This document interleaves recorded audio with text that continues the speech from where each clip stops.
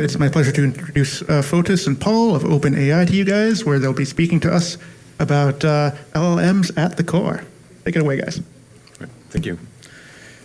So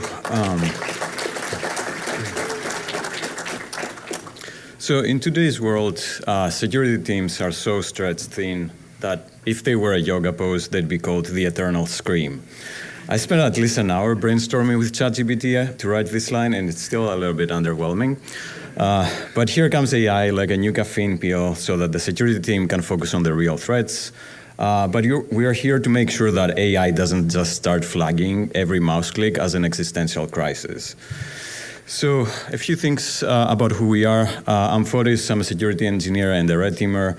Some highlights of my work include publishing a book on practical IoT hacking, paper on exploiting TCP published at FRAC, and writing NCRAC, the network authentication cracking tool of the NML project. I was also the first security engineer at OpenAI, starting back when we had just released GPT-3 in 2020.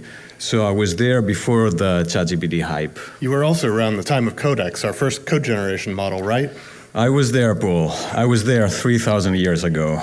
I was there when it was written. It's okay, Fotis. I understand. A year here feels like 10 anywhere else with so much happening. My background is in building and securing clouds, both private and public. I'm also on the security team for several open source projects that everyone in the room uses regularly. And still, I've never seen anything like the last year of growth here working on product security at OpenAI. This talk is based on work our whole team has done, and we want to specifically acknowledge the contributions of Colin, Jake, Tiffany, Harold, and Will, who aren't here on stage with us today. But first, a quick story. When we released ChatGPT, millions of users flocked to the product, and we had a hard time keeping up with demand.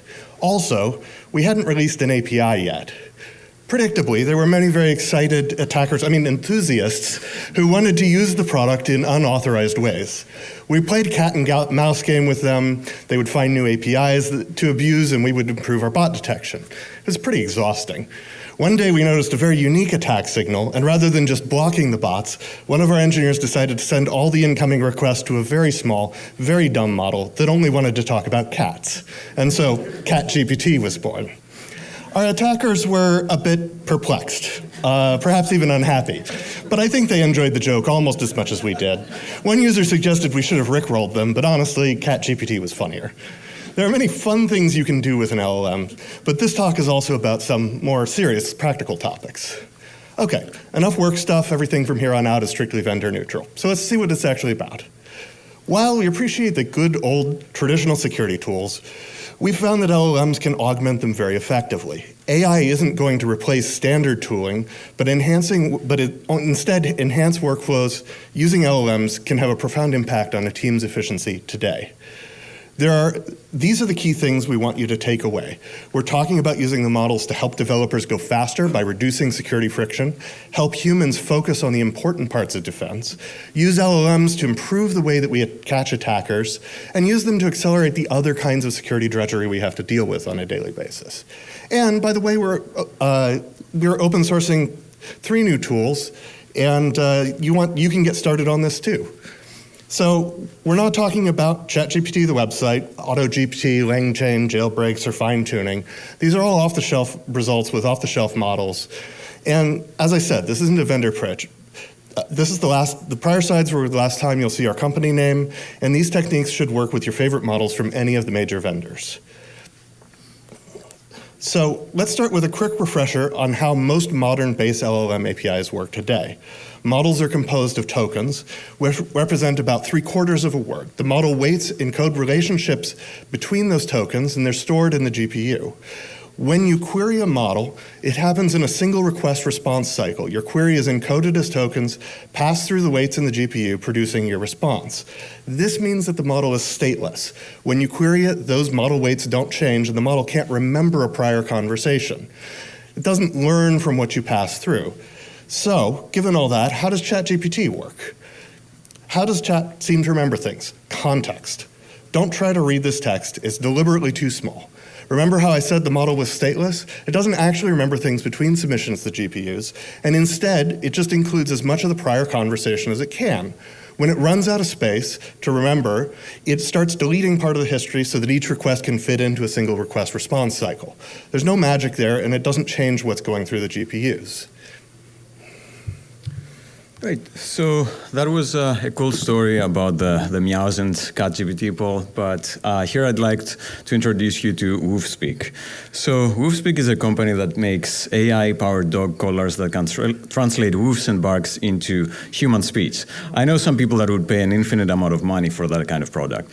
And as you're watching this video of huskies and shibas roaming a cyberpunk-themed city wearing a WoofSpeak collar, we're going to describe a scenario to demonstrate our LLM-driven tools. The engineers of our WoofSpeak company are building a new inventory tracking system for the various versions of dog collars the company is producing. And once this video finishes, it is comprised of all the standard components you'd expect from such an app. So it uses a web UI with React as the front end, Node.js as the back end, MySQL for storage, Auth0 for user auth and authorization. And the most important thing is that this will be accessible only through the company's VPN. So it will be for employees only and with no internet access. And surprise, surprise, the engineers are on a very tight timeline to build all of this. The software development lifecycle is not going to be very linear for WoofSpeak. So the SDLC is a structured process, as we know, used for planning, creating, testing, and deploying software. But truly in practice, the SDLC in a very fast-paced company like ours can often seem like the world's most unpredictable recipe. Imagine trying to bake a cake, but the ingredients keep changing, the oven randomly adjusts its own temperature, and every now and then someone comes in to tell you they actually wanted a pie. And the security team has to be embedded in that cycle and be able to evaluate if a project or feature that is being developed needs a human security review. So, but also one of the biggest problems that a security team face is that they have very limited human bandwidth. So it's like playing whack-a-mole, but if you miss, the mole steals your data and sells it on the dark web.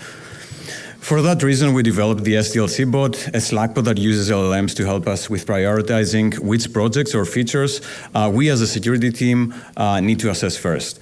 And we're open sourcing this. So here's how it works. It asks the user some basic security questions about the project. That step is optional.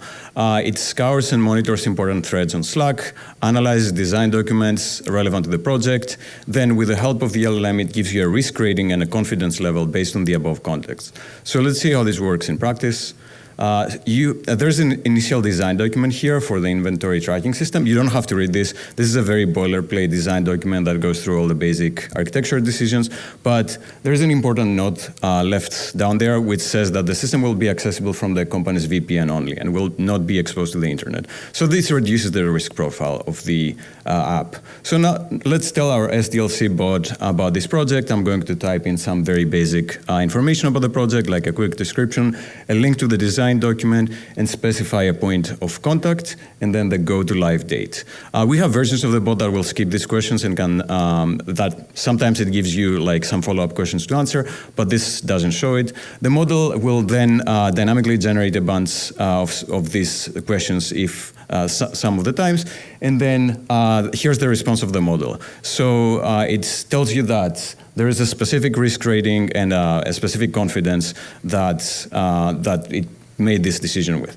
So in our story, the deadline is approaching fast, and our engineers decide that there's no time to create private links for all the cloud components so that they can reside within the VPN. But someone fortunately updates this, and then the LLM kind of knows, because it monitors this design document, the SDLC bot will update the decision, and now it will give a new confidence score and a new risk rating, which will be much higher than the previous one.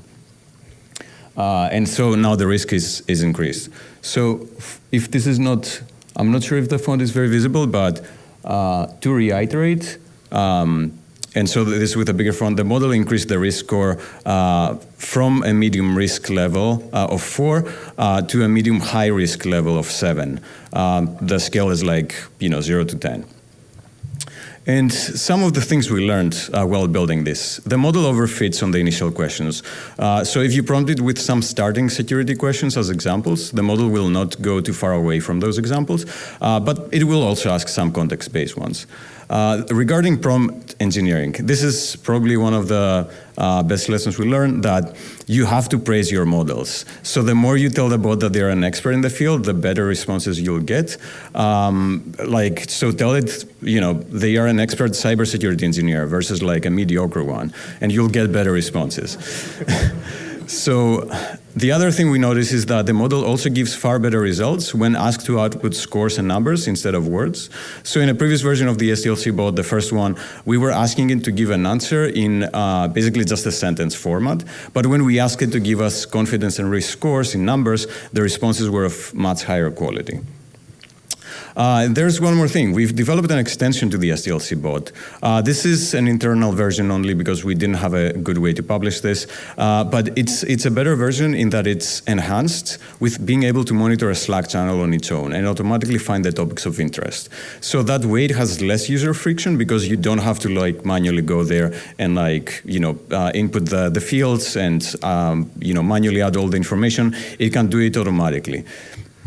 So here's how it works. The model will infer the topics I'm interested in based on my Slack history, and then with the help of the models, it can also directly be fed, those through a file. But my interests are mostly security focused, so there we have a discussion about the architecture, and then they say that HR sent a request to include an admin account without MFA on the components. So that is probably not a very good thing, but here I get an automatic flag of that conversation because the SDLC bot is invited in that channel and is monitoring the channel. And so I now can, as a security team member, know that probably that's not a very good idea. Maybe we should do a manual review.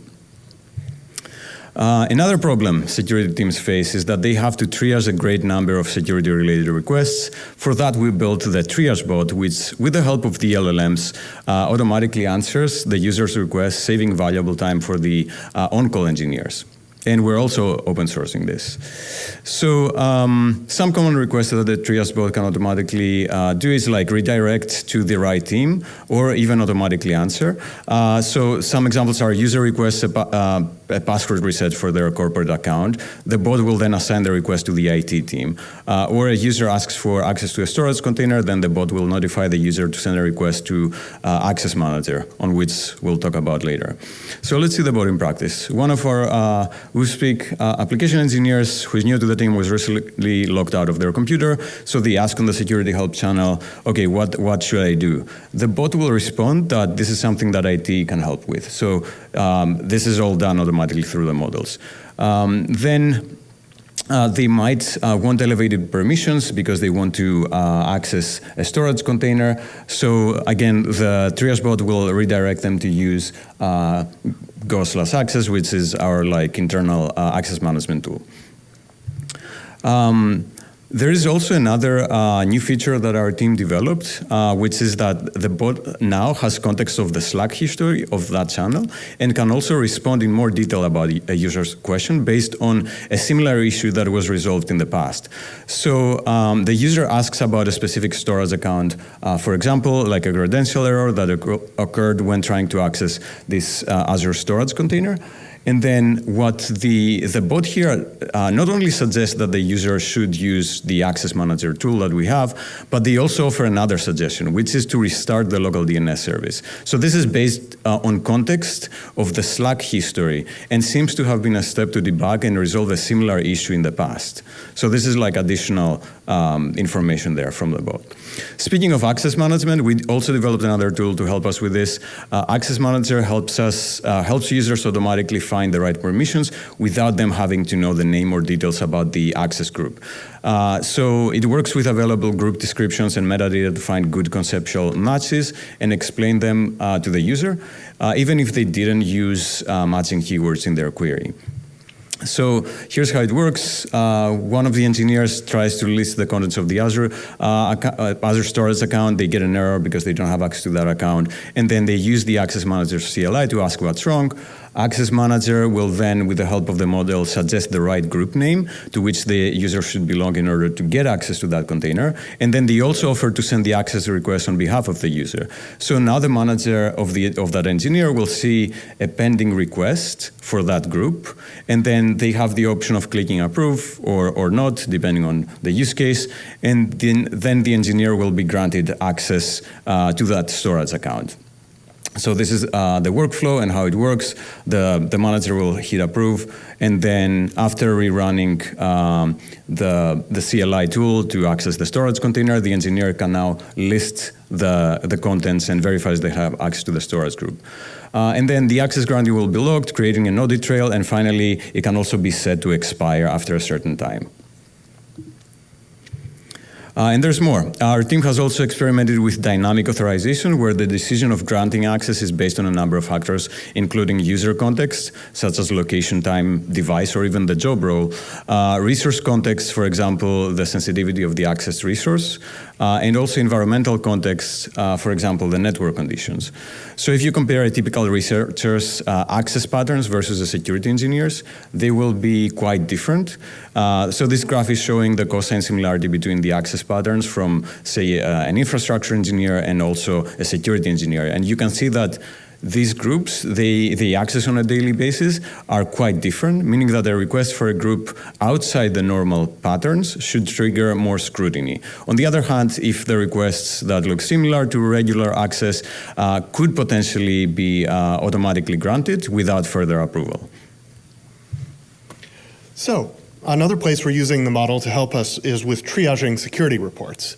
You can use it for bug bounty, security disclosure email, aliases, even internal findings. The key thing is that not only can it help evaluate reports, it can help make those reports better and more actionable for your team. So, back in April, we launched our bug bounty. It got a lot of attention. This is not a reasonable volume of reports for humans to triage. If you can't see the top line, we were getting over 900 reports per day to our program at first. And I want to shout out to our partners at BugCrowd for throwing a bunch of humans at this initial volume to help us get through it.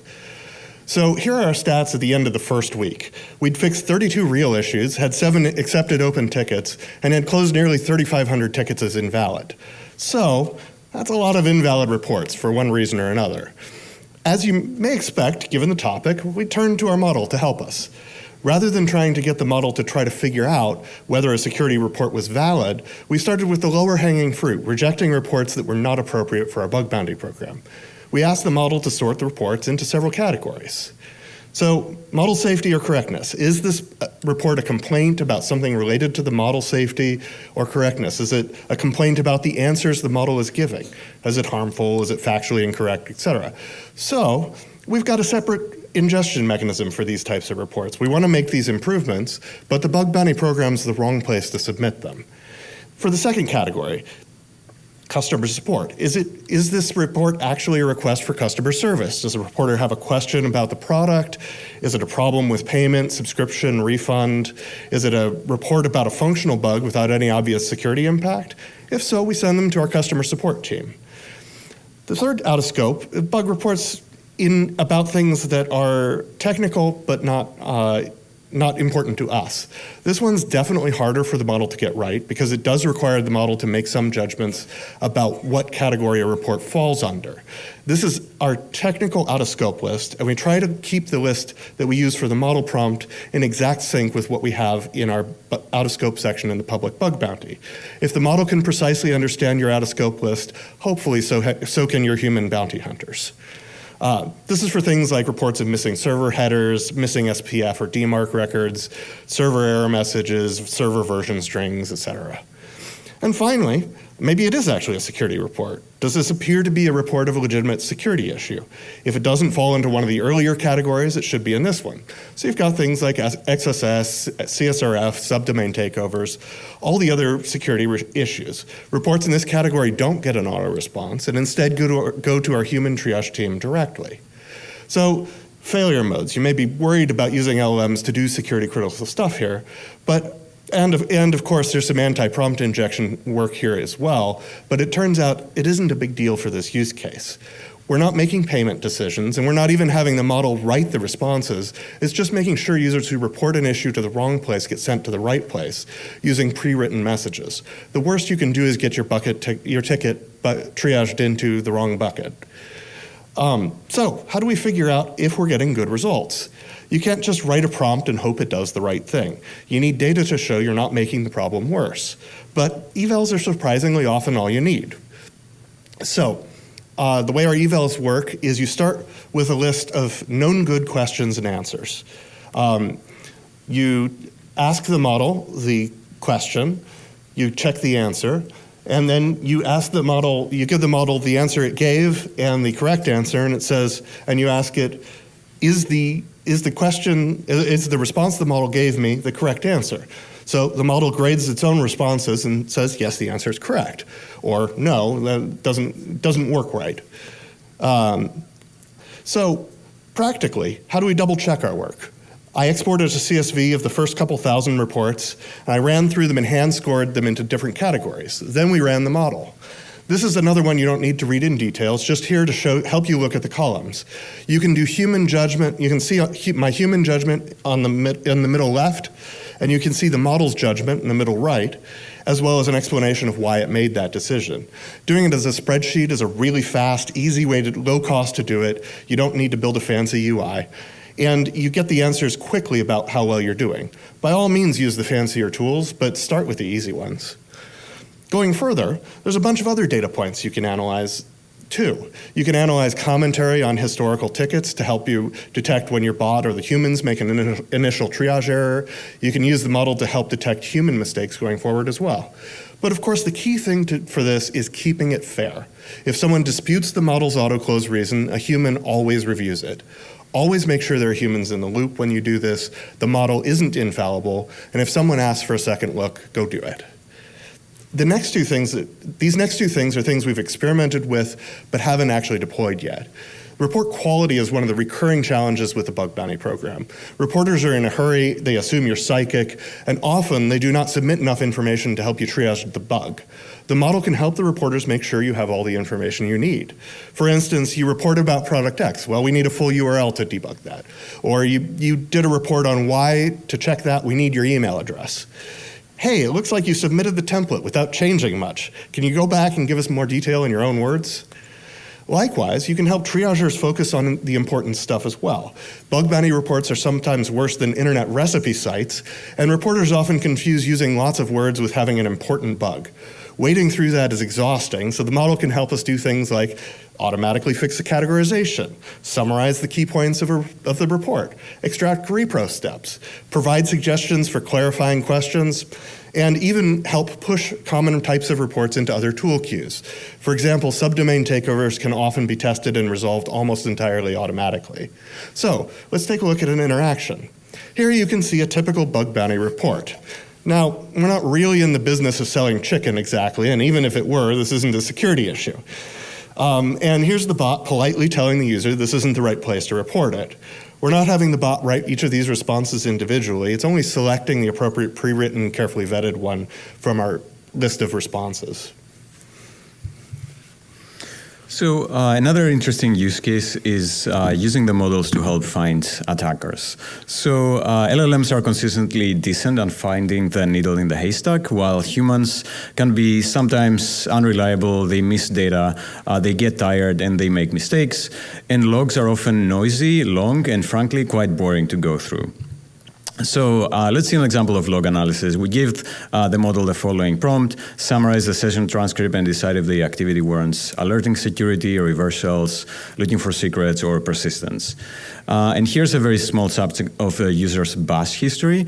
Bash history can be long and boring. You don't have to read this, but halfway through, the user invokes a Perl one-liner that pops a reversal back to SC2. So the model is pretty good at identifying this. The response from the model in this case was, we should alert security because a malicious reversal command is run in the middle of the session. So the first DNR use case for LLMs is to accelerate long and boring log analysis. The second part is to augment and accelerate incident response. So specifically to help our defense team with a large volume of alerts that they have to deal with on a daily basis, we developed a bot that helps with triaging certain types of alerts.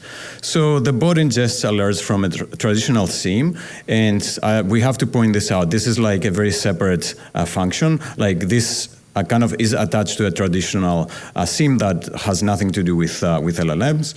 So we use traditional detection engineering there.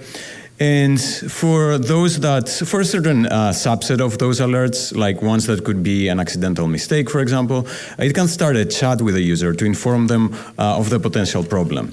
So, as an example, is the following. So the user shares a potentially sensitive Google Drive document to the public. The bot alerts them about this action and asks them if this was their intention. So giving them an opportunity to revert their change if it was indeed accidental. And also a notification will be sent to the DNR backlog. So let's see an example of this in practice. One of the WSpeak engineers want to share a document named inventory details with sensitive information about the company with, say, a contractor who had signed an NDA. But the engineer accidentally makes it public, and so the alert is created, and then the bot starts chatting with the engineer. If the user tries to avoid the question, like saying, okay, what is your favorite color? The bot insists and doesn't mess around, as you'll see. So when the user responds with something, the conversation is summarized by the model and is sent back to the DNR team for follow-up. So this is how it works. It's like a simple use case, but it's actually very useful and speeds things up. Here you can see the summary of the conversation as it was done by the model. And this was basically our final demo, so let's see what the most important lessons were. So, some final thoughts. The more high-quality data you give the model, the better it can do. Don't just shove everything in there. The models are better with more context in your environment, but that context has to be high quality. In high-trust environments, the model can do more. Externally, you should be more restrained in how you use it. And tell your model it's an expert. Use the evals. Finding the right prompts goes a long way. And also remember to always have a human in the loop. Like we said earlier, models are not infallible. They can also make mistakes. And even though they are very powerful in augmenting these security workflows, we have to be mindful that they're not going to be 100% accurate. They can hallucinate. They can miss things. And yeah, that's to reiterate that humans are here to stay. So yeah, this is easier than you think. You should go try it. This is the final slides.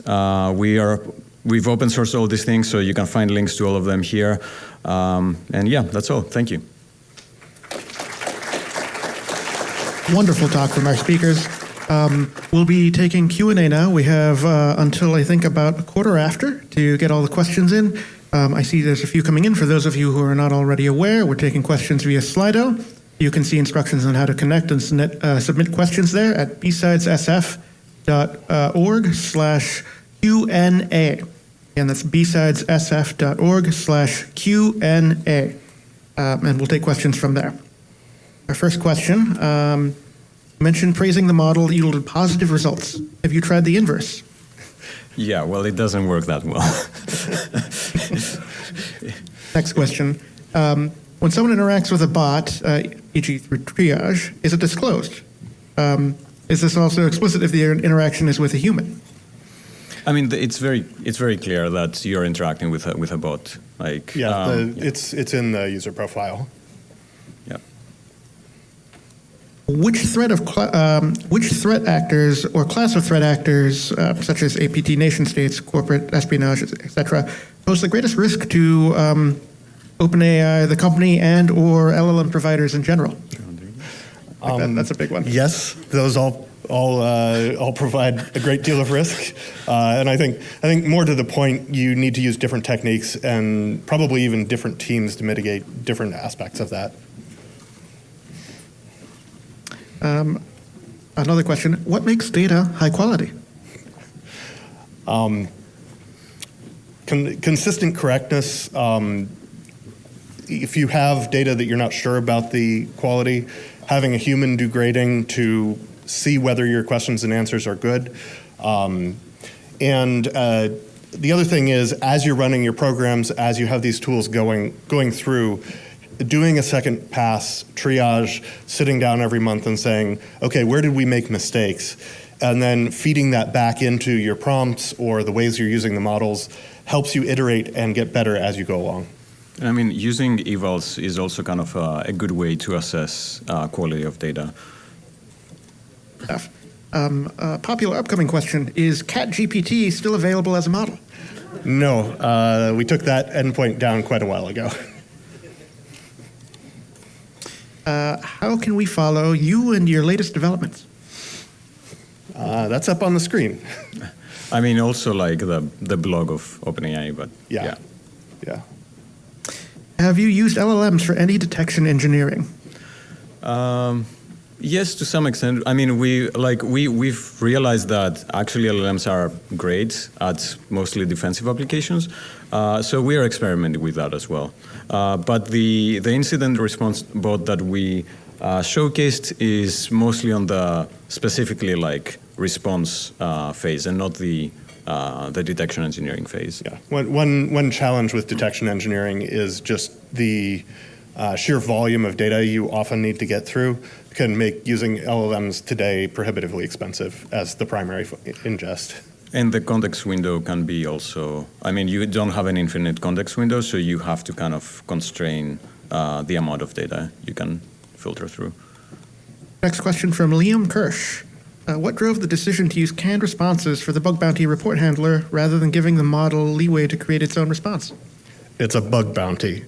Everyone's going to sit there and play prompt injection games with it all day long if you do anything else. Yep. I mean, we'll probably move to having it do more interactive things, but that was definitely where we could spend the effort initially. You know, as we get down the path of doing this more, we'll have smarter interactions. Next question. How do you associate access denials with the appropriate groups? I mean, this is kind of an internal mechanism of how Access Manager works. We cannot kind of disclose a lot of the internal things right now, but it's not as hard as you might imagine.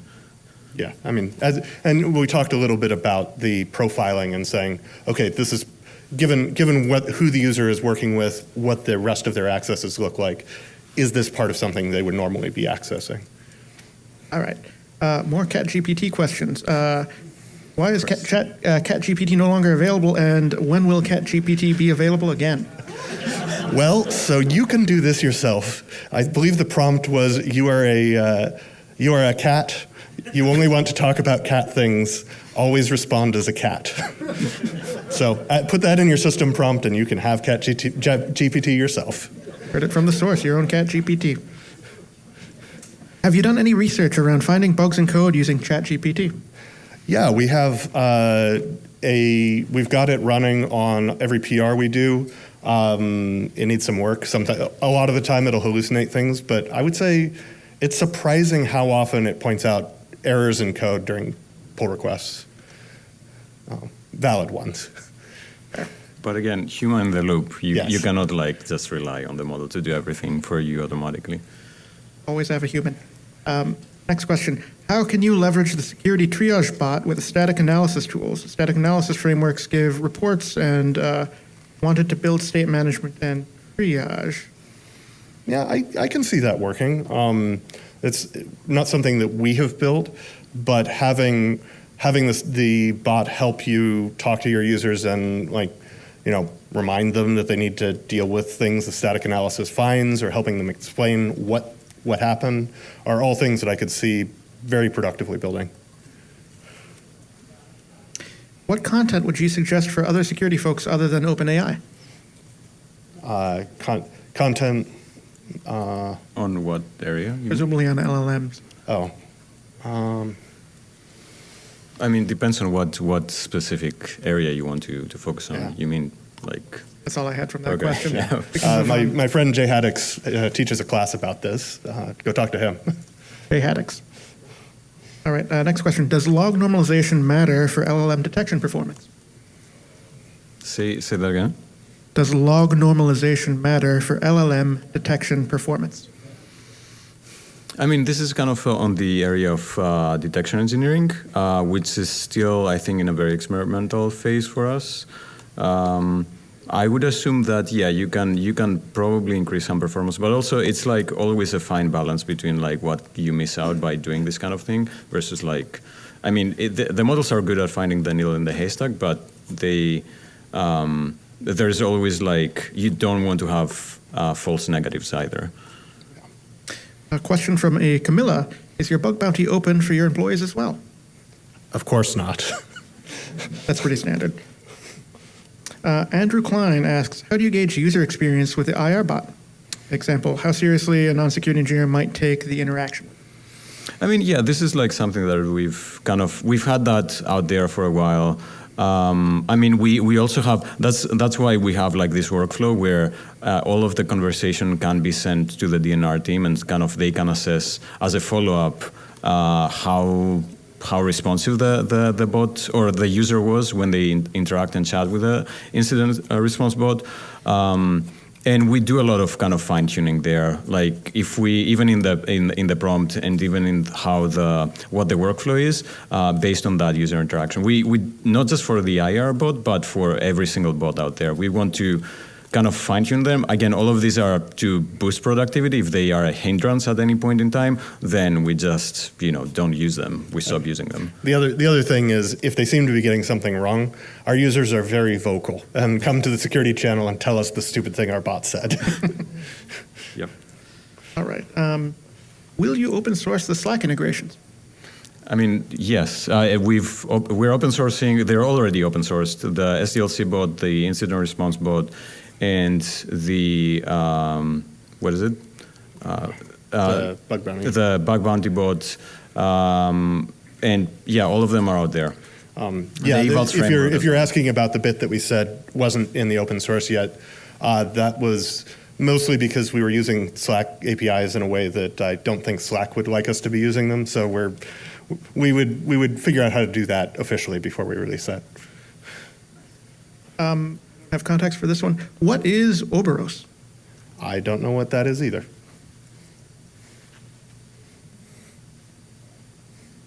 All right, here's a good one.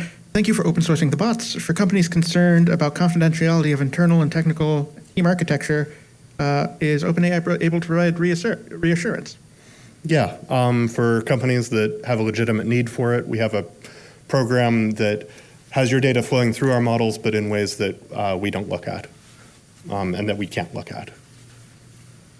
All right. I think that's it for most of our questions. We have a few here. I need to remind the audience, our speakers cannot talk about things proprietary or internal to OpenAI, so we're going to disregard those questions. We are also, I think, done with ChatGPT, despite the popularity of any follow-up questions there. You can find us outside. We'll be happy to answer more questions there. All right. And thank you for our speakers. Thank you. Yep.